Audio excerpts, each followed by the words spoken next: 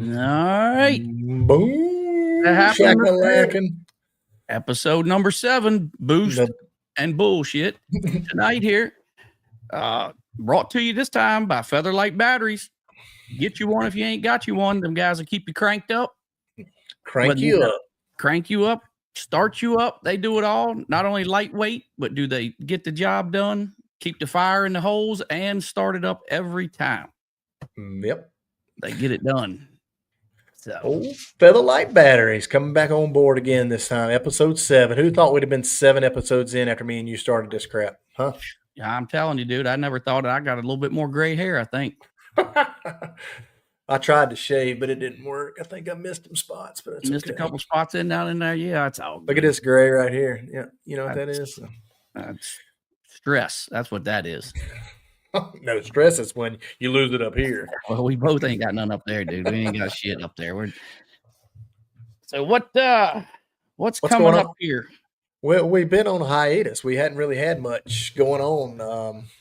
We had our little rain out deal in Norwalk. You went tested. I guess you were testing some kind of new screw blower combination, probably some illegal shit. We had some shit in there trying to make it a little better. There was a couple cars went on down there to Virginia Motorsports Park and made a few rips for a couple days. I see this video of you wheel standing it way out there. Out. What were you doing? Well, let's just say that was not the proper way to run the car, but it was pretty cool. Put it that way. It was. We was doing a little bit of testing and the shocks and chassis setup, and let's just say we didn't have quite enough out there on the front, but it looked good. Made a good video. It was a huge video. But yep, who would think that video got 20,000 views or something or another? And then we post one of a flat tire run over something in the pit, and it blows the front tire out, just dragging the car, and it got like 50,000 views from a blown tire. People want to see carnage. I mean, they want to see, they don't want to see us doing good. I don't think, you don't watch NASCAR to watch 48 fools ride around in a circle. You wait for that big one, Yep, that's right. I thought for sure that video that she posted that one that Kyle did, and that thing, I think it set the wheels down there about 550 feet, I think, when they finally sat down. Cool as hell to ride, Yep.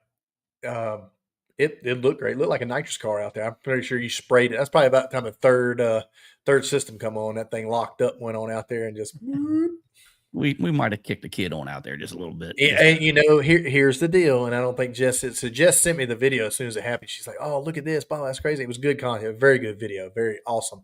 And I said, "Man, what did it run on that?" And she said, 57. And I was like, I'm looking at the weather. I'm like, there ain't no fucking way he did that. You know she was laughing with you. I know she said Gene put her up to it. So old Pilot Racing himself put her up to it, said went a 50. I'm telling you, dude, like for a good solid 10 minutes, I'm doing math. I'm like, ain't no damn way. If he ran a 57, they found something. Jesus Christ. We need to get out. If it went 57, you'd have seen a whole lot more smiles than what you've seen.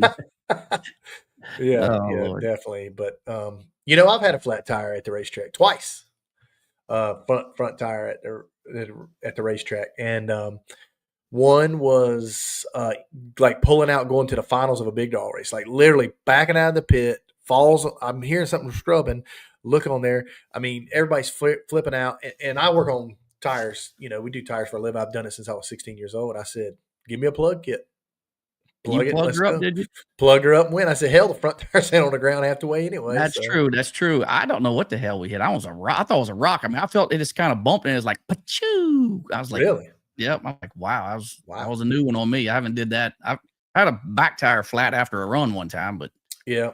We had a situation, some guys at Big Dog, the last Big Dog, they had hit something and had a small hole in the tire, and we had to use some Scott Lane gave them some 45 run tires, and they made it. And I think they ran them for 2 races before they ever figured out, good. Well, they had them good and scuffed in. Look at Pro Modern, World Traveler. He goes here, he goes there. He's all over the place. I guess he needs to get a job. I don't think the dude's been home in like a month. He's been all over the place. His wife's probably happy about that. That's for sure. Right. Gettysburg. So I don't think there was any racing going on in Gettysburg. Yeah. He was up there in Gettysburg for a week, I think. Exactly. Yeah. But good for him. Yep. He's traveling around doing what me and you wish we could. We go to work every day. We you're pushing dirt and hauling stuff, and I'm getting dirty and telling guys what to do and fixing cars, and something I've done for the last 25 years. So. Yep. That's what makes the world go around. Everybody's got their thing to do. We can't do this professionally. We don't got enough funding for that. So Nope. we got to come home and go to work. So tonight we've got a special guest, somebody that you probably can, team up with and beat up on me a little bit, since Rudolph was on here before with us, and he was a pro charger on Pro Charger. So you can bring it on a big Kurt Steding is going to be joining us tonight. He's coming off this big win. He got lucky against some guy in Virginia, and he put it on you down there. He did. He hurt me. Not only did he scared me so bad I went red. He put a package in there that I could not get inside of, and that was serious. That was a big run and great light. He drove well, and I think he run low ET of the whole eliminations, wasn't it? I think. Oh yeah, he quit sandbagging finally. Yeah. I think he put the one of those number 4 plug wire back on or something. He said probably did. Todd told him, well, now we can turn it up a little bit. He did really run well, and he drove well too. The first race of the year, Melanie did the same thing, ran well every round, and was 00 or 10 on the tree. And I think Kurt was killer on the tree that whole race too. Yep, he was. I think he was perfect one time. He was 007 in the finals. Yeah. What can you ask? And that's just one of those things, man. When you're on, your car's doing good. You can't be beat. Now, he put a package together. I don't think I could have went inside of that anyway. I mean, he's 007, runs as fastest pass of the weekend. I'd kind of just been on cruise control there, trying to just step it up a little bit small. But that's here no here. Congrats to him. Congrats to Big Rudolph for winning Shakedown. Yes, sir. He put a consistent weekend together out there, testing and all. I didn't ever see him aboard a run. I didn't get to really watch a lot of the race. I watched as much as I could. We had flag football and Carowinds, which is a theme park down here, and we had field trips and things like that. We had a lot of stuff going on with the family since we were off. We were supposed to be. This is the stuff I was making up with coming back from Norwalk. So we had a lot of family stuff. So we got 2 weekends of family stuff, which was nice. So we got to see some guys race. The Screwblowers seemed to dominate when it come to qualifying, but I think when it came down to the racing, Jeff had the most consistent car. So yes, he did. He did a hell of a job driving, and Brandon puts that thing down through there on a rope every run. I believe. He does. And that's a fairly old car. That car had been molested a few times. It was turbos. I think it was back Pro Charger, and then it was back to turbos, and I think it was back to Pro Charger now. So. Yeah. I said the same thing. I think it's had some laps on it, but it's doing really well right now. And I've been saying that for a while. He's been a win waiting to happen. I said that last year throughout the year. He just didn't catch a break, but. There was a lot of PBs at personal best at Shakedown. I know Craig Sullivan did good. I know Stawicki put down a lap. Ken was his normal, consistent, fast self. There was a lot of nitrous cars there that were doing really well. A lot of guys that came out of the woodwork that you really don't see a lot. Mountain Man was back out. There was Haney. All those, when you see nitrous cars going low 60s, the air is good because they've kind of figured something out. Yep, I wasn't real up to date on the rules out there, but they did run well. I don't really know. I know they can run pushers out there, so maybe some of those guys had some of that stuff. I don't really know. I know Jackie Sloan and them guys don't, but they ran really well. Yep. I think the air when that front come through, that air got really good. Looked like the water looked like it was a lot of water in the air, but I looked at the grains, it wasn't really that grainy, water grains. So and that place is fast anyway because the track is really consistently good. Yep. Yeah, 56, 57 at 210, 211. It's got to be pretty good. The air does. Yep. So speaking of air, we're going into Maryland. Kind of, I wouldn't call it your home race, but it sort of is. I call it my home track. It's 2.5 hours, but that's where we race a lot. So that's with the Northeast stuff. When we grew up, that's where we cut our teeth in the pro mod deal. So pretty much our home deal there. Yep. And I've raced there since I was about 10 or 12 years old with street cars. And Keith Haney said I was scared. I knew that was going to pop up. I knew. I was scared. Yeah, you're right. I was scared. But, hey, Shakedown was in Michigan. We got to go to Michigan in a couple of weeks. I really wanted to come. I really did. It's just we plan out a budget for racing, and with those, this was kind of not a last minute deal, but it was a throw in race as far as for us. And my dad gave me a hard time for not going. I felt like he likes that race and he wanted to go. It's just a long haul. It's 14 hours for us, and we didn't have to make it. In a couple months, in a month or so, it probably wouldn't have been that bad. But I like that place up there, and like I say, I don't know about Keith, but he was pretty lucky. All the Pro Boost guys didn't come. He's lucky. Yeah, more PDRA guys didn't come. You know what happened last time we came out to the Midwest. He knows. But no, I know he does. But these guys, excuses. Yeah. Hey, some excuses are smellier than the other ones. I don't know. That's right. No, I mean, run good. You ran good, Keith. He really did. These guys ran great, and you got to give them credit. Anybody that races our class, you got to give them credit because they do a lot in the sport to keep our sport going on that side of the world, and it's good for those guys. It gives those guys where they don't have to draw 14 hours to come down here, and we're a little spoiled here in the Carolinas. We got a lot of stuff in Virginia and Carolina, South Carolina, but as far as going up there, I really do like Michigan. 131. I've won a bunch of races up there, so just wasn't in the cards for me. I'm glad because my wife didn't divorce me for going up there. I get that. We didn't go either. A little haul for us, and we just skipped out and went testing instead. So, we got 13 laps in 2 days. So, yeah, I mean, 364 with a 2 that's tight. 16 cars. I mean, you see these bumps, these 32 and these 16 car and these 8-car field bumps just keep smaller and smaller and smaller, and it's 56 to a 64. I mean, some of these guys that ran 64 are some of their best passes they've made in their lives, and some of them are just normal passes. And if you get behind the 8-ball, you're screwed because you got a 64 is not a small feat at all. No, and in that air, they had some changing conditions out there too, from what I seen from when that front come through, and then that morning session was absolutely killer. I was really proud that we had more Pro Mod cars than there was radial cars. That was a good thing. Yep. Not that I hate against my RVW guys. I mean, we all race they're basically Pro Mod cars with radials, but we all race against it. But I was proud to see that Pro Mod stood out as a show. Yep, for sure. And that radial stuff's, I don't know, they only got an X number of cars, and that's the way it is. Yep, it is. And, I don't want to see it go anywhere. I think them guys belong. They got a race. They like doing that. That radial stuff's, Donald's done a good job of keeping it alive all these years. And it's just, I was just really happy to see that Pro Mods were showing out. I think having the Midwest series inside of that really made that kind of come to life. And Keith did a good job as far as pushing that. But that's near here, there. They had some good showing, and I didn't really see a lot of incidents, which is good. So yes, yeah, it looked like a clean run show. And when you got Duck out there and you got Keith both, they're going to stir the internet up. Oh, that's right. Robert Costa made it to the finals. Yep. He was Midwest guy, big time. New Mexico, I think. New Mexico. I believe so.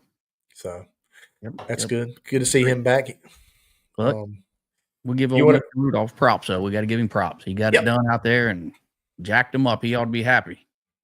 If you see me fidgeting, it's because I outside looking. I shoot bow and arrows, and I lost an arrow in the woods, and I feel like I got stuff crawling all over me for some reason. I think I got ticks. But you got some tick. You need some powder or something. No, I'm fine. So, all right, you want to bring on Mr. Kurt so you guys can beat up on me for at least 15, 20 minutes? Where's my screw-blown partner at here? He's here somewhere. I know he's coming in. Oh, he's outside. What's up, Mr. King, my buddy, screw-blower brother of mine? That's right. That's right. Outside in the warm weather out there, it looks like. Yeah, it's actually getting a little cool. I might have to move inside pretty soon, but I just thought I'd go outside tonight. Right. I got something for you boys. Hold on just a second. No, I really am outside. Yeah, that's not a fake. That's not a fake. That's the real shit right there. Yeah. What the hell you got in your background now? What is that? Hold on. Oh, you trying to get it up there? Oh, here we go. Look at that shit. That's good. I like that. You know how long it took me to do that? I had to do all this stuff. Took me 20 minutes to figure out how to put all this stuff on there. That's what he was saying at the last race, Kurt. Yeah, it's exactly what I was saying. Right. So me and Kurt, we have battled it out over the last couple of years, back and forth. We've been to a few finals together. Some went his way, some went my way, but sure have. Yeah, but I can't ask for anything better than have friends like you and King in the racing world. And we go back and forth about a lot of things, but at the end of the day, we're friends outside, but on the racetrack when we do the burnout, it's on. We're buddies. We hug each other at the other end. Me and you talk a lot of crap, and I don't think a lot of people get our humor because it's just between me and you, and other people that hear it. Yeah, it's a good time down the end there, and people are like, "Whoa!" Because I'll say, "You cheating mf'er," and people will look like, "Whoa." Yeah, they think we're serious. A lot of the pro stock guys, they come around after we're done, and they're just like, "What the world? What is going on?" That's what it's all about. Though, if you can't have fun, even when you pull up to the tree, you want to cut the other guy's throat out, but at the other end, it's all done. Yeah, it is. I was ready to go. I think someone on the other lane was pretty nervous that day, though. So I was. I was out of my rhythm. And it's hard. You got P2 guys. You got a big crew. You got a lot of family. You got a lot of friends that come. I mean, you got a compound over there. And I've gotten to know your wife and a lot of your crew guys, and there's a lot of animosity amongst racers in general as far as racing. We want to beat each other, but at the same time, there's parts of us that pull for other guys. If I'm out first round, I'll pick somebody and I'll ride with them till the end. Just that's who I want to see do good. And I think that's the good thing about our sport. Sure, we pick at each other and we do a lot of things to each other that outside the sport you wouldn't seem normal, but in the sport, we're all friends, and it's time to beat each other's asses. We'll beat each other's asses. So that's a fact. That's a fact. Kurt, how do you like racing with your son and everything? Is that as a big hole down there, like Jason said, that whole compound? Oh, I love it. My little girl races too, but I love racing with my son. He's proved himself pretty good, and he's just watching him turn into a man. Because he didn't even turn 18 yet. He's turning 18 in 2 weeks, so. He just graduated. A lot of fun. He just graduated high school. Yep, just Friday. That's awesome. He's awesome. I watched him make his first passes. We were there at Galot when he first got that car, and we were testing, and Kurt was there, and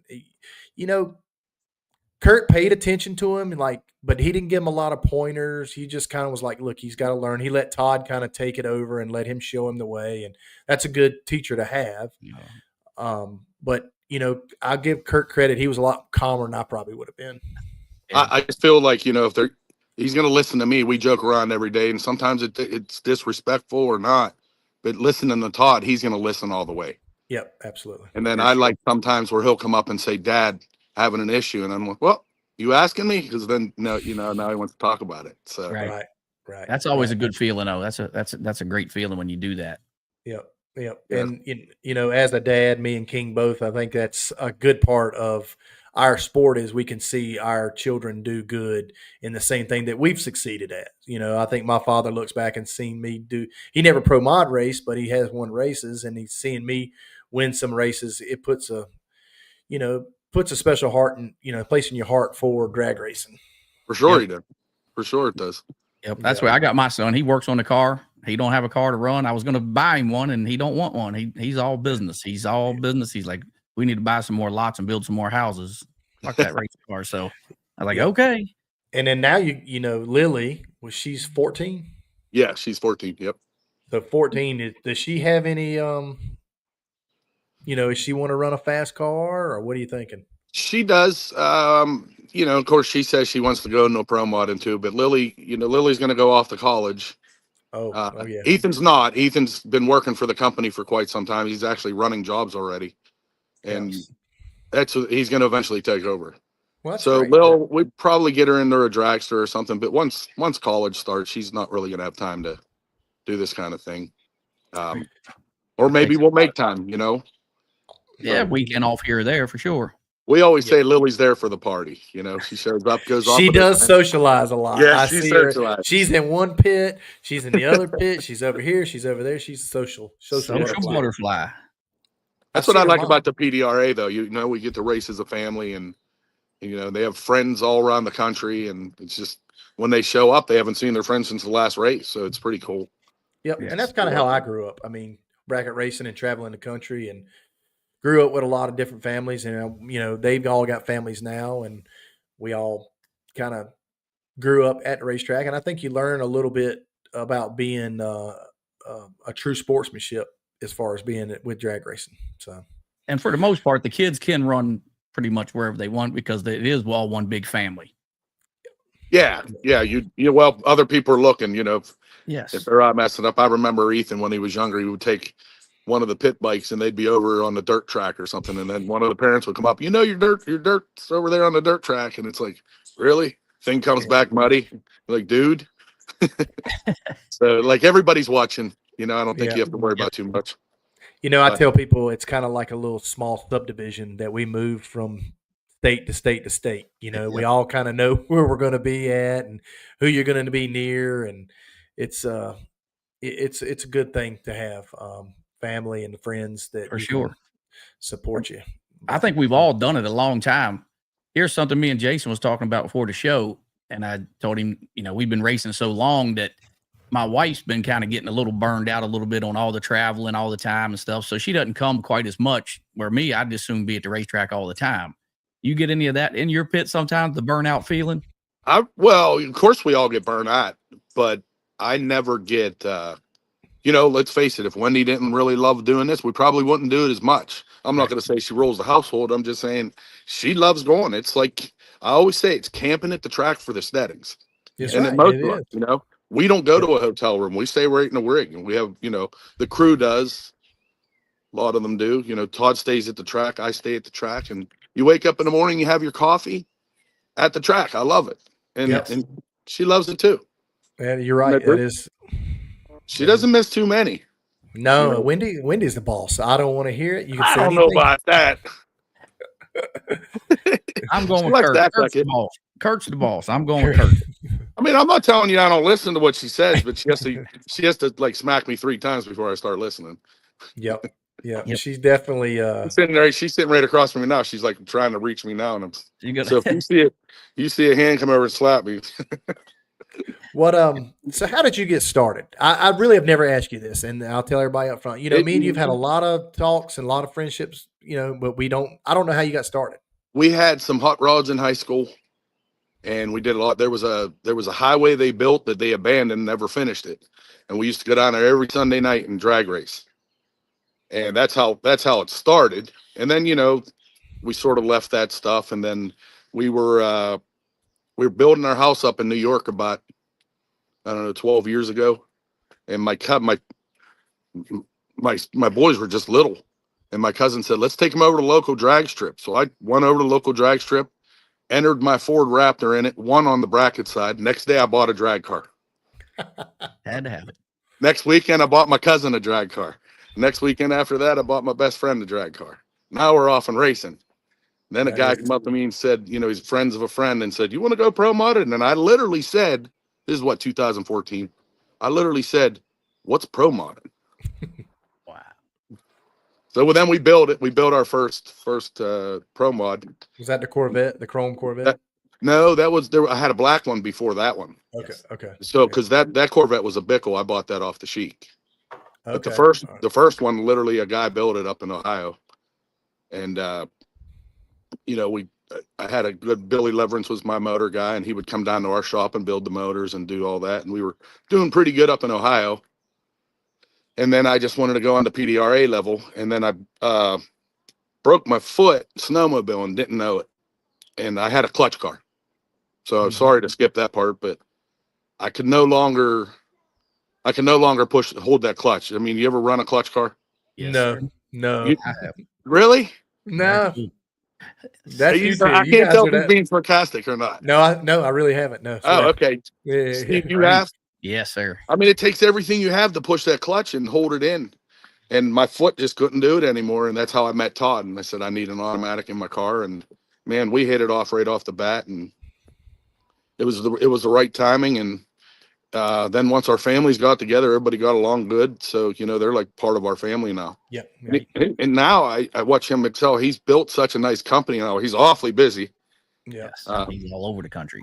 Yep. He's all over the country. And I think I'd be a little worn out. I mean, we're busy at work, but he's just traveling everywhere. So Todd's not a spring chicken either. I mean, Todd grew, he raced in my area, and I can remember when he was, younger and doing things, and he's taken, and I've asked him this, and me and him have had this conversation, and this is something that's kind of played in my mind. And I don't know about you, Steve, but work kind of gets in the way of racing sometimes. It does. For sure. Sometimes you just got to get shit done. I've had to work and just get the car there one day later than I want to be. Right. And I think I'm at this point now because I've had success in the last couple of years. And at what point, I asked Todd, I said, at what point did you know that it was time to stop regular work and start racing work? And he kind of told me, and we'll get him on here one night and tell you, but he just, he kind of told me the story of how it kind of progressed. And it's an amazing story about how a man just basically gave up a grading company and started doing, took his hobby and made a business out of it. And yeah. I'm not in that situation. I know, Kurt, you're probably not in that situation. And Steve, he don't do shit, so he can do whatever he wants to do. I still got to push dirt. It's the way it is. Yeah, we got to push everything. I mean, we run 15 to 20 job sites at a time, so I'm friggin' involved in the company, and that's what's nice about bringing my son over, Youngblood. Everybody loves him, and he's running a job site now, and that's what we have. We have supers that run our job sites, and I'm like a fixer on the backside. Yep. So, and you do I know I've looked at your website before. You do like big buildings and you do residential stuff too, right? Well, we do have a residential division. That's where I started 20 years ago, and we just kept our foot in it. We do high-end homes. We only do a couple a year because they're a pain in the ass. Yeah. But we just always kept our foot in the door. But we do our own site work. We have our own concrete company, masonry, and all that. Of course, we have to sub it out. That's awesome. That's what we do. It's good to know the outside part. I don't think a lot of people get to know Kurt Steding. They know Kurt Steding, who drives a P2 screw blown Camaro, but they don't know that what you do, and they don't know that Steve's I don't know what Steve is, but Steve's a dirt pusher. They don't know that I'm a mechanic. We do our site work. We build a couple houses, but we do the site work just like Kurt. Right. Well, but we're not a site work company. We do our own work. You do design build too, like you design the building and everything too? Oh, for sure. Yeah. Yeah, it's we have about 80 guys and about 150 subs, and did you inherit the company, or is it something you started on your own? I started on my own. That says something right there. Yes, yeah, sir. it's a longer story than that, because that's not what I did out of high school. But we sometimes that does change. You start in one direction and find. No, we had a national satellite company, and it was like that's a story for another day. But wow, I thought you were a Chippendale dancer or something. I didn't know what you did. Yeah, that's why I had to finish part of it. I didn't really want to get into it, but you're like, oh shit, Kurt was a drug dealer right out of high school. Somebody even said they didn't even know you was out of PA. Drag race mayhem, man. Yep. So, but like I go to a lot of company meetings now, and someone will be like, "Hey," they'll bring up racing, so it's starting to get out there, with Facebook and everything. And, yeah, social media. And it was really cool for Ethan being at the graduation. Seeing some of the parents come up and saying how good they see him doing, and he's a pretty humble boy, and I'm pretty proud. We're proud of the way he's driving, and of course. We gave him a good car and everything. So it's, we're really loving that part, because someday I'm going to step out of the car. Yeah. It's going to be 8-10 years, but I thought you were quitting already. Damn it. No, I could stand behind him just like Mr. Harold, just like Bob does behind you. You know what I mean? I bought my kids junior dragsters, and I don't push them. My dad pushed me pretty hard, to the point where I almost wasn't sure if I wanted to do it. And I didn't kind of do it from like 18 to 21, just kind of back and forth a little bit, nothing crazy. But when I got back into it full steam, like bracket racing and stuff with him. And we would go. I had a quick rod top dragster. He had top sportsman car, and it's just me and him. So we had 3 cars. And once me and him did that, I really felt the love. And then like sitting at home, I don't know what to do. Like these last 2 weekends has just kind of been like, okay, what do I do? We get it. Yeah, we had big plans for Norwalk, and then it canceled. So sure. And so I mean, I get it. And being that you can bring your kids in, and I'm not pushing my kids to do it, I'm just kind of letting them kind of find their own way. So it's awesome. And I like Ethan is a really nice kid. I mean, he's got a good head on his shoulders. He's been put in some situations, good and bad, where, you know, he handled himself as a professional. So he's doing a hell of a job, really. He's doing one hell of a job. You know, and I have 3 boys and a girl. I don't just have, you know, I lose you guys? Nope, you're still there. No, we're still here. No. So I have an older boy I have an older boy that's in the corporate world now. And then one that's younger than Ethan. He's just so into baseball, he wanted to give up, and he ran juniors, and he was really, really good at it. But one day he was like, Dad, I'm going to play more baseball, and that's what I want to do. And I don't love exactly what you do. And I said, hey, that's fine, man. Because I was a baseball player growing up too, and I love it. But I don't know. You give me a junior dragster, buddy, I'm going to be out in that thing. But he's a hell of a ball player. My son did the same thing. He wouldn't. I had a junior dragster. My daughter drove, and I didn't spend enough time with her. I was too selfish driving my own shit at the time, traveling the country. And then he got in it, and he did a couple burnouts. And I think he might have drove it at the racetrack once. He's like, it ain't got doors. I ain't driving it. And that was the end of that. And he hasn't got a car yet. He just soon work on ours because he's more business oriented. He wants to grow the business. So he's like, if we spend money on that, I can't grow the business on this side. So I'm like, you're way smarter than I am. I mean, we do spend a lot doing this stuff. Yeah, we do. But, you know, if you sit down and look at it, like me and Steve said, it would have been boats or motorcycles or horses or, you know, it'd have been something. So, you know, I'm very proud to be a part of this sport that I grew up in. And it's good to have people like you guys and Todd. I grew up with Todd, and I saw, you know, Ty grow up. Ty's not that much younger than me, but it's still, I remember when he was a little fella. Yes. So yeah, I don't even like being one of the older statesmen here. I don't even like that. I'm used to being the young gun. Yeah, I don't know how old you are, but I think you're much older than me. But I'm 54. I'm 52, so you're not that bad. Here we go. So how'd you come up with the name P2? I heard someone had to take a pee, and someone else said I have to pee too, and the name was born. There's a few stories out there, and someone said one night, I got to pee, and I said, I got to pee too, and it was like, ding. And there it is. That is not the truth, but there's a lot of them. I got more too, and some of them I can't say on here, but that is not how we named it. But it was after we named it, it was such a dumb name that I figured for marketing, because all our trucks, like everything around, you see our trucks everywhere around this town, but it's like such a dumb name. It just sticks out, you know. It works. So we left it. Yep. And we did have a different logo years back. And then when we built that 2020 Camaro, Todd said to me, he goes, I really don't like your logo on the car. And I said, yeah, I know it doesn't look right on that big door. And I go, well, make one if you want. He made one, and that's the new logo. We switched our whole company to it. Because I thought, man, I said, that's pretty sharp. So Todd Tutterow, graphic designer. Who would have thought? Let me tell you how hard that was to change my whole company. I mean, we order 1,000 shirts a year for our employees. I mean, just everything, all our trucks, machines, and tools, and everything. It was just like, we still have stuff out there that has the old logo on it.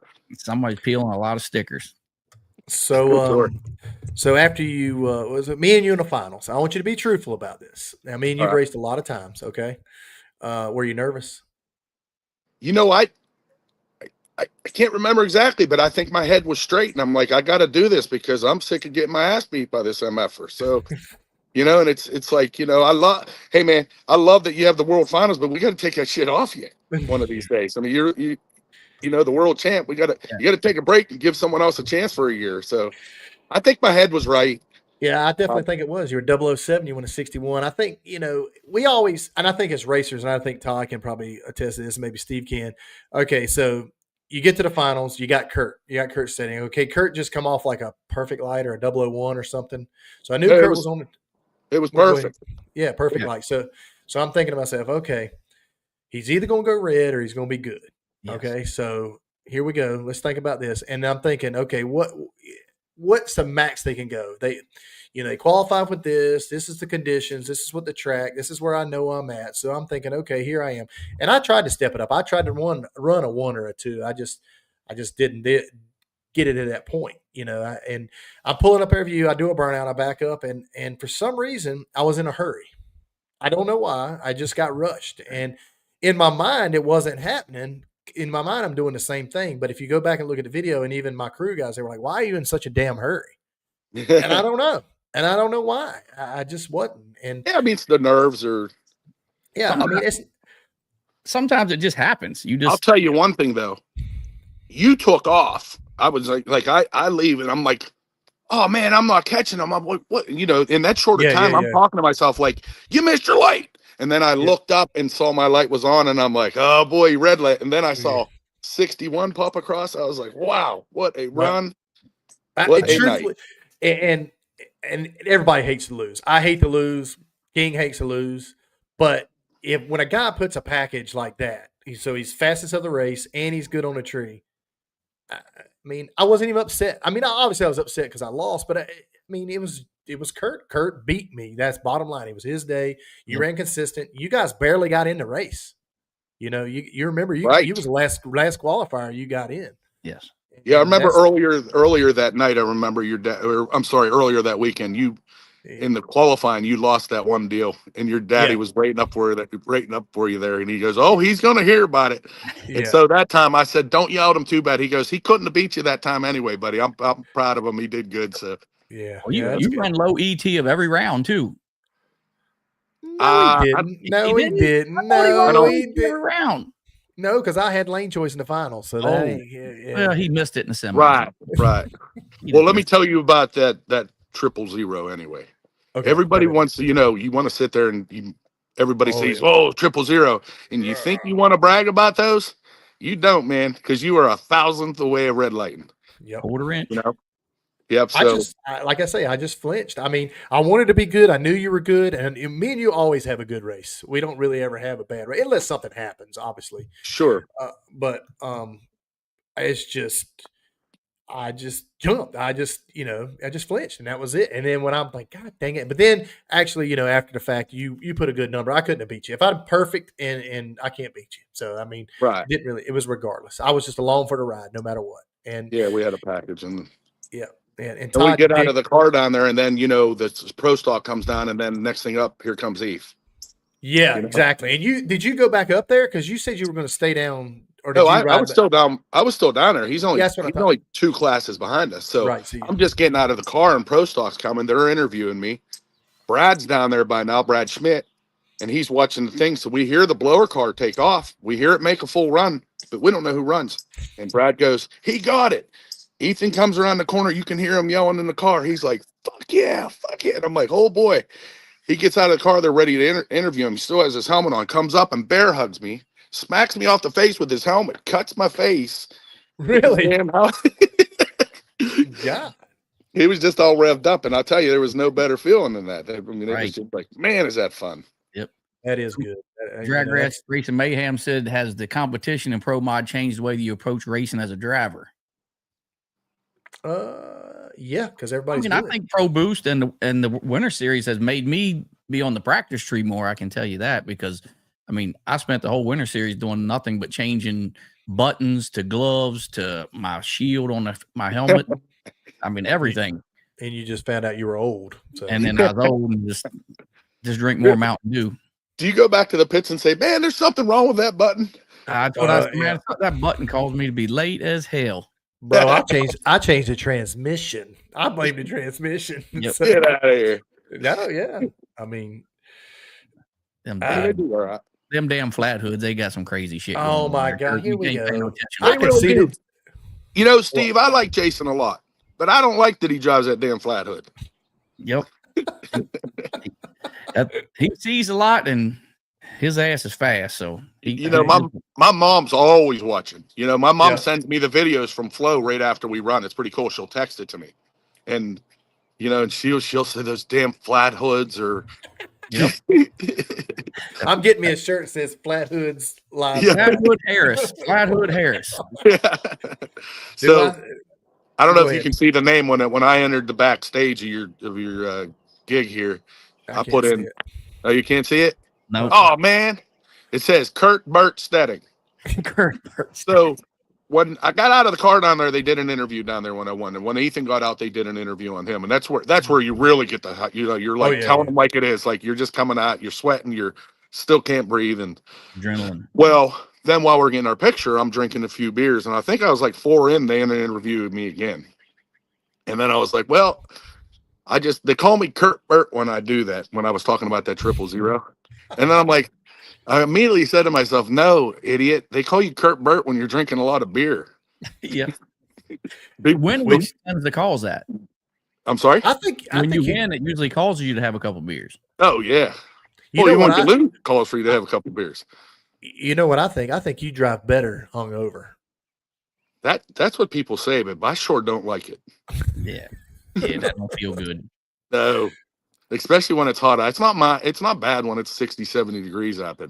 When it's 90, I won't even have a beer the night before because I'm like, I'm not torturing myself. I don't believe that for one bit. I promise you, that's how the people stop by the pits. They'll be like, is Kurt Burt coming out? I'll be like, not tonight. He's not, but maybe tomorrow. Tomorrow night. Since Mr. Pilot got I don't drink. Maybe one, maybe. I don't. After we lose or win, I'm not going to say what happened, but. Yeah. Oh, Saturday night, win or lose, I'm having whatever. Yep. That's a fact. That's when Wendy has to come out and yell and get in there. Yeah. Hey, speaking of that now, we got Budds Creek, Maryland coming up at the next race, next stop. And if I ain't mistaken, Kurt, you won there last year? Ethan and I both won there last year. Yeah. So coming off a win, going to the race he won there. So and I won there 2 years ago. And the funny thing is the first time I was there, we brought that 2020 Camaro out, and we ran with you guys in Northeast. Yes, and we won that first time. Yep. So Maryland and Ethan won there a lot in the juniors, and so it's been that place has been real good to us. Yep, it's a tricky racetrack. That track can be different. Nighttime's always pretty decent. You got some bumps there. I think about 100, 200 foot out. But it's a greasy racetrack in the sun. I mean, it is. I feel like that's one of the hottest racetracks. I think we're all so compacted in the pit area that it just feels like we're just hot all the time. But it really gets hot there, though. I mean, even when you're in the staging lanes, you're just baking, and it's you get tortured there. I feel like the track hasn't aged well, as far as like you said, the bumps and stuff. But still, it's one of my favorite tracks. So Kurt, did you run NHRA Pro Mod? No, never did. Okay, never did. No, I got a license and I never did. I'm not really wanting to either. I sort of like PDRA right now for the family. As things progress someday. I'm not saying I'll never, but I really don't have the urge to do it. It's more expensive. Quarter mile's a different ball game. I think a lot of people put it as the big stage for NHRA. They call it the big stage. I think just because of TV, because you see like Force and all those guys up there. But I just, in our world, I don't think that's the big stage. I think what we do is the big stage. Now, we might not get a TV coverage like we should or get the notoriety that we should, but, World Series of Pro Mod, that's a big stage. Sure. That's a good race. And I mean, the spectators and all. That's I don't feel like I got a place to race with my daughter and and my son, and that's a good point. Everybody's pretty cool. I'm not saying they're not cool at the NHRA. I'm sure they have a lot of fun like we do. Yeah. I certainly have a lot of fun at the PDRA. Yep. I've seen you have a lot of fun. You can't have fun. You can't. There's no use being there. That's just the way. I mean, it's all business. I think Pro Mod in general has gotten more business oriented, but still family and fun mixed in with that is what I see. What do you think the one thing that changed Pro Mod in your eyes, say in the last 10 years?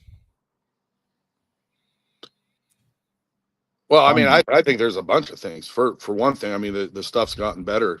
You know, back when I ran a clutch, I didn't run as nice a tracks. We ran a lot of bad tracks, which a clutch, you just slip it down and you're the fastest guy there.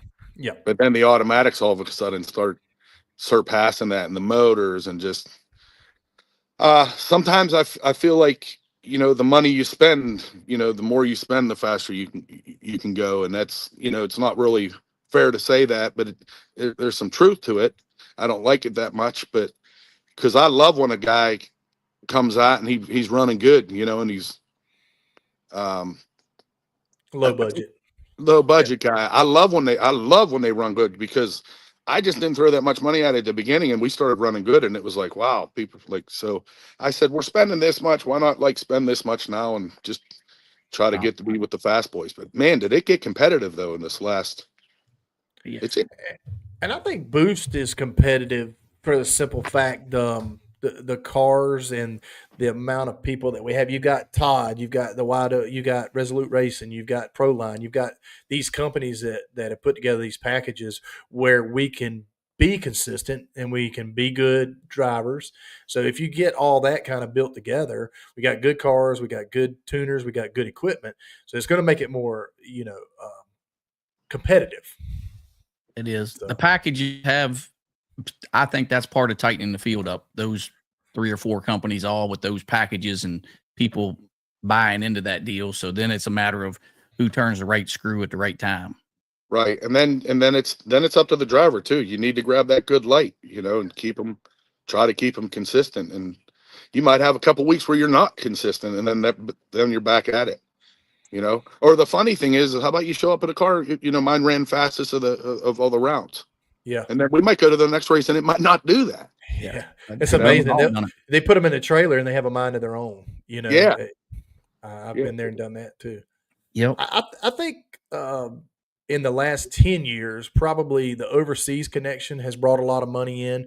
When you take somebody like Todd Totoro and you put him with the Sheik's money, you put him on a racetrack that doesn't change, that is the best of the best, and you give him unlimited funds, the cream's going to ride to the top. He's going to find the best. And I think that's some of the reason that we've gotten fast, because they took a lot of that technology and stuff that they learned over there and brought it over here and applied it to the tie drive, applied it to torque converter stuff. And that's really changed it. And the torque converter itself, being able to manipulate it like we have is what really changed. Because I started with a power glide and we couldn't do nothing. We were just stuck with it.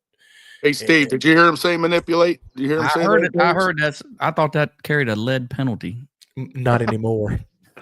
I know they took it away right below our eyes. Took it away. Oh my! I was watching your show, either the last one or the one before, and I saw your dad popped up something. You know, it said Bob Harris, and he said, "We need to put weight on those screw blowers." And I was like, "Here we go." That's always going to be the battle, you know. Weight this, Todd. Me and Todd have had multiple conversations about weight this, weight that, weight, you know, this rule, that rule, and I think that's going to go on forever. Sure. And you'll never make everybody happy. It's not going to happen. No, I think the rules are as close as they've ever been. You know, I think the powers that be make the decisions based off what the information they have in front of them, and sometimes, like, you outraced me at Virginia. It's not that you outrun me; you outrace me. And I can work harder and I'll be back. You know, I'll come back. That's just kind of the part of it. So I can't say, oh, Kurt needs 30 pounds because he outran me in the finals. Yes, right. You know, I'm not going to be like that. And I think if you ask anybody now, my father's a different story.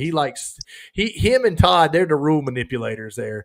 But I'm going to run with whatever rule it is. And if it's unfair, I just want to race. And that's, I mean, if it's blatantly unfair, like maybe some of the turbo rules are right now, then that's another story. Yeah, that's a different ballgame right now, and I guess time will tell on that deal. But as soon as they're right, right in there. What do you think about IHRA? Are you going to try to do that or no?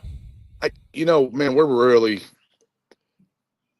we're not trying to grow the company anymore, but it just keeps on growing. So we're really limited on time. Yep. Same with me. That's kind of why we didn't go to Shakedown.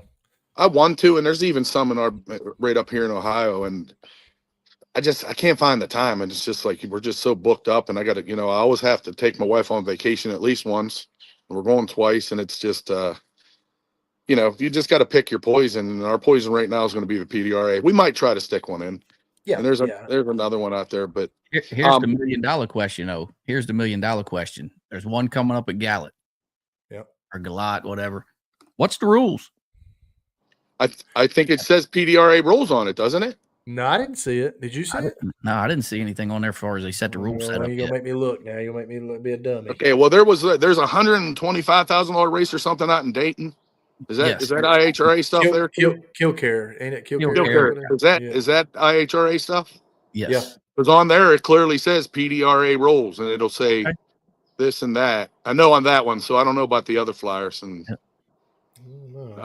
dude, that one out there had like 15 classes or something, wasn't it? Didn't they have a whole bunch of stuff out there? I don't know how you're going to run 15 classes. And we might be thinking about that. That might be worth enough to. I'm not saying 50 grand's not enough to shoot over to Ohio and race. It's a time deal. Right. But 125, that's enough to get you. Might make a difference. 125, I'm coming. Yeah. I think we're going to try to make that, but I can't say for sure. But there was one thing I interrupted you guys when you were saying about the money coming from over East. But there's something like Todd's always trying something. Oh, absolutely. He might try something on the red car. He might try something on mine. If it works, we put it together. If not, it goes on the shelf. It's just, and he's always trying. And he comes out and he'll look at that motor like he's inside it, and he'll so he's tore up enough of them. He knows. Yeah. He ain't scared. That's for sure. No. And that's a bad combination. You and Todd is a bad combination because you guys are going to be fast. But then you have, Proline gets a lot of data. So they're trying shit. They might try it over here and then they find over here. Yeah. The Salemis, they're always trying it, and if maybe they try it on Melanie's car, if it works, it's going to go on your car, maybe vice versa. So they're always trying, and they're always, next thing you know, we're always in the 60s now, right? Where we weren't maybe 3 years ago. And then, we touched the 50s, but I think in another 2 years, we're just going to be in the 50s and the 60s are going to be like the 70s. Yeah, I mean, I remember when Boost first came out, nitrous was faster than him. If you run 70s, you were a bad dude, 81s and stuff. And then it's kind of progressed because Pro Extreme was the factor then, they were the fast class. Is the Roots rules fair? I'm not a blower guy. I mean, kind of am and I'm not, but at some point you got to look at parity, but at some point you got to take that combination and look at its max potential.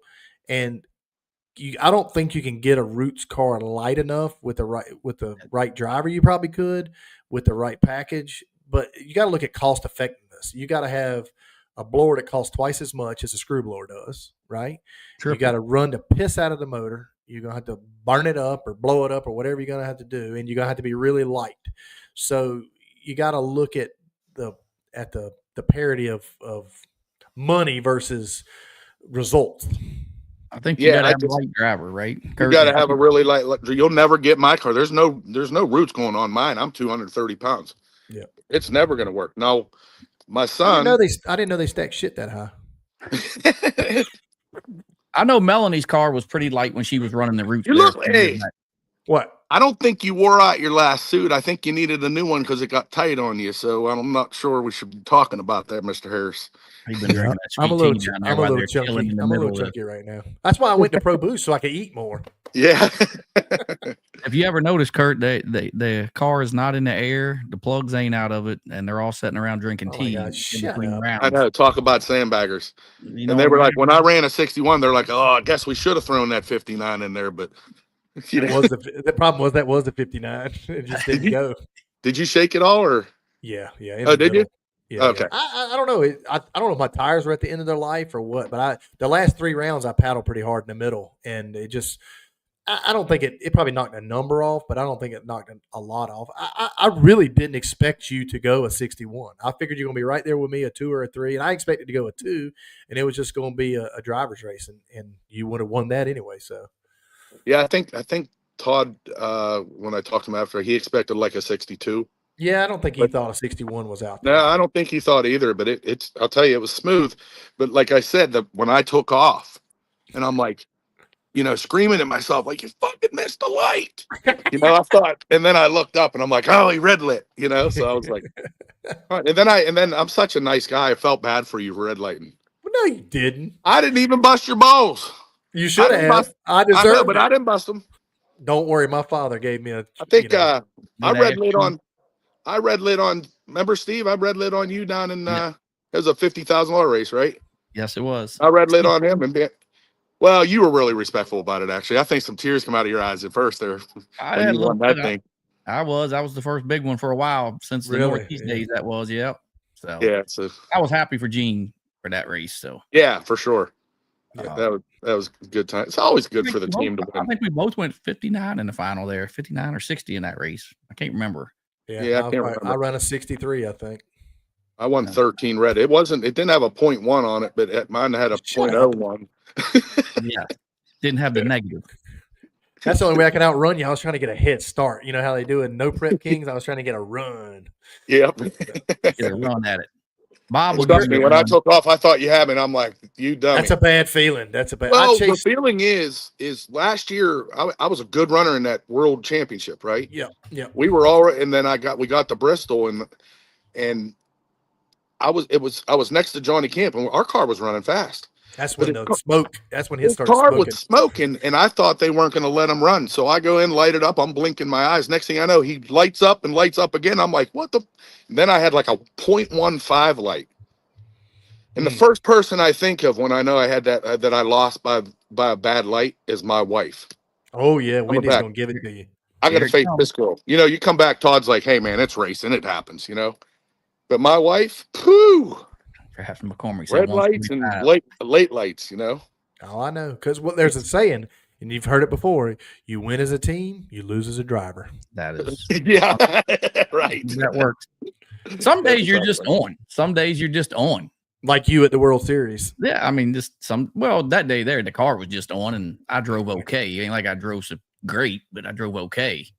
And that even though we won that race, that forced me to keep changing shit on myself to try to make my lights better, and they have gotten better.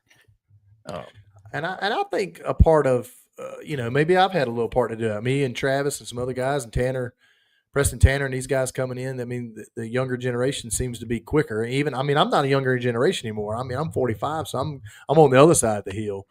But these guys make it tough. You don't want to lose being 90, and the guy's 00 and he runs a 63 and you run a 61.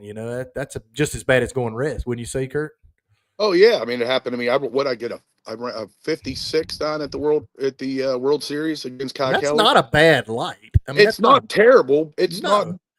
You're not going back and high-fiving about it, but this kid grabs a 21 and he was 300 off me and won the race by 5,000. And I'm like, man, did that just happen to me? I was like 41 against Stevie in the finals, and he was 21. I 001 him at the finish line. So, I mean, when you go 40s, 50s, I've been saying it for a while. You got to be 20 or 25 or less. That's my opinion in Pro Boost or the World Series race. In the finals, you do. For sure. Yeah. And you see Ken Q was 009 red. I mean, he had to feel pretty much covered in the semis, and it just happens. I mean, if anybody thinks it's easy, they can stick their butt in that thing, rumbling around. Are you straight? Are you crooked? What's smoking? What's that noise? Why, who's over there in the stands? Am I going to eat a hot dog after this? I mean, you got a million things on your mind.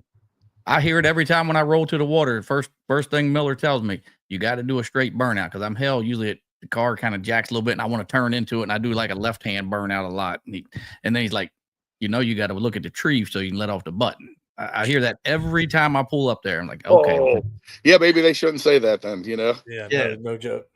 Back when I had the 000, do you know what I had the next round though in the semis?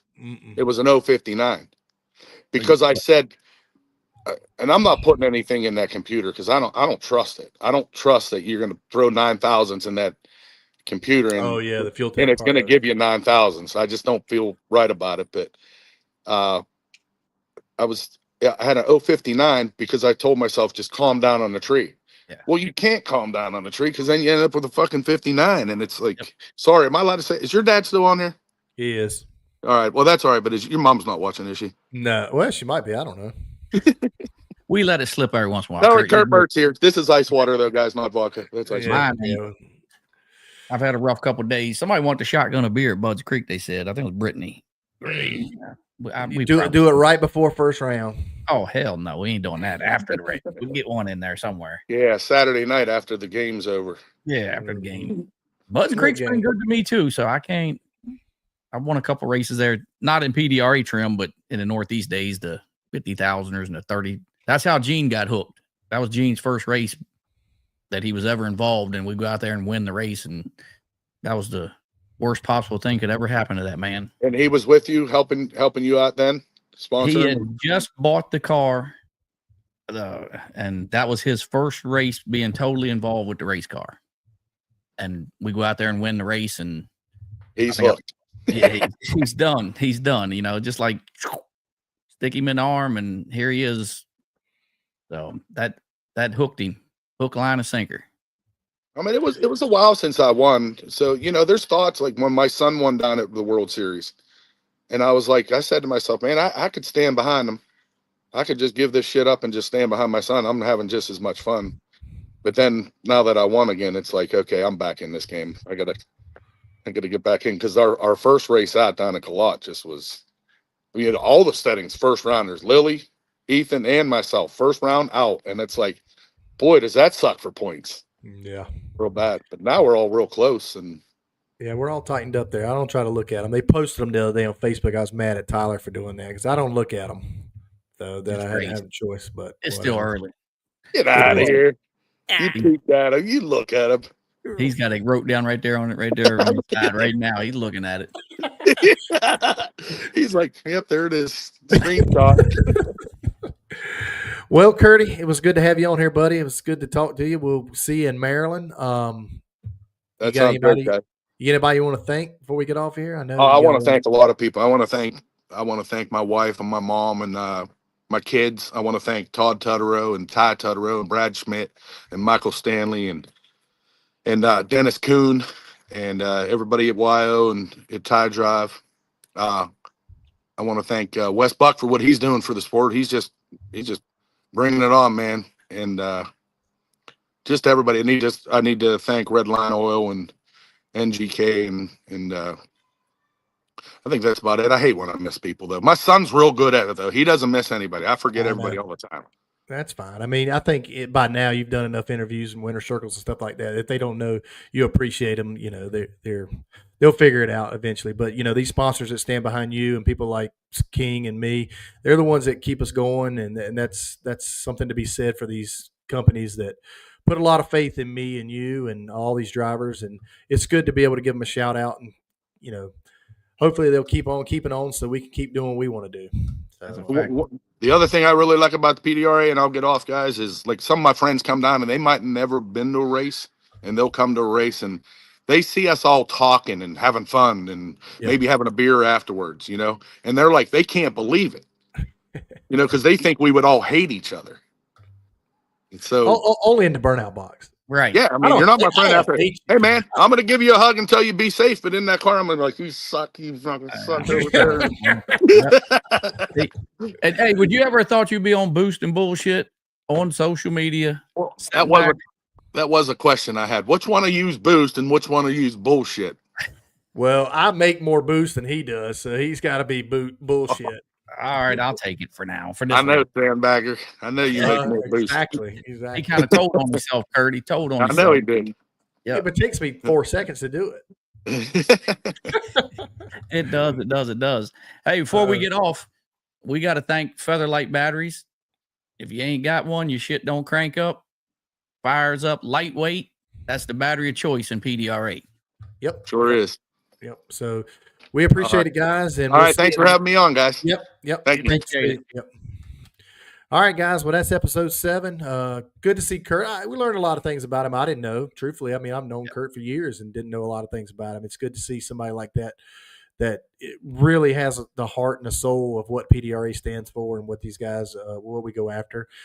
Midwest, these guys are, they're doing their thing. They're making a good grounds, and they probably have just as much fun as we do. Me and you'll have to get out there to one of those races eventually. Yeah, somewhere along the line, give them a good butt whooping. Yep, exactly. So, but PDRA it's the family. Kurt Kurt emphasizes what PDRE is, his whole group. Yep. And if and Todd is a unique individual. I've known him for years, and if you can befriend Todd, he is one of the best people you've ever seen in your life. He'll do anything for you. He might be a little dry, a little rough around the edges, but these guys are all business, and they've done something great with the P2 camp, and it's good to see them doing great. So for me, for me and you, we'll see you at Maryland. We're going to try to do a live show. I don't like this that you look taller than me. I don't know what that is. My chair, let me see. Chair jacked up or something? I don't know. I'm over here like this. Come on. There, I went down a little bit more. How's that? That makes me feel better. I let it down just a little bit. I was trying to get above the mic just a little bit. I got all this new equipment, man. I still ain't used to working all of it. There's my man Slick Slices. So if you want to get some grilled cheese or some pizza. So I had the grilled cheese. It was good. So we'll see how it goes. But we'll be in Maryland. Come by and say hey to old King Daddy himself over there. Party time will be there. It should be a good race. Hopefully, God willing, the weather holds out. No rain. Yep, no rain. We'll be live. We're going to do a show, rain or shine. And we'll Boost and Bullshit number 8 will be coming up, and we're going to try to find somebody very unique to have on the show who maybe can be on my side for a change. Well, not one of them damn flat hoods. Here we go. Maybe not. It'll be all right. Maybe one of them flat hoods with some holes in the top, maybe, or something. Oh, God, maybe. Well, I don't want to talk Don't forget your Boost and Bullshit merchandise. Stop by and pick some up. Yep. So come on by the trailers. Talk to us. We'll talk to you. I will anyway. I don't know, King. He's probably going to be under the car doing something. Maybe. Sometimes. I mean, we got to work on our shit. Yep. So, So I think we're going to be planning to come on Thursday. Now they're playing. I think that's what it was. Yes, sir. Thursday. Right 8 o'clock after testing. And maybe our next live show will go a little better than the last one. So we'll have it going. But we appreciate everybody stopping by and checking us out. Check us out on our Facebook pages, Pilot Racing, Party Time Racing, Feather-lite Batteries again. So, old Pez, see? My man knows. Got you back. He's got you back. That's right. And he's a screw blower guy. I was getting ready to say, he's a screw blown guy. I know damn well. I can't say that. Them flat hoods are fast, cold. They're badass. So. Yeah. All right, guys. We appreciate it. King, I'll see you on the flip side, buddy. See you Wednesday.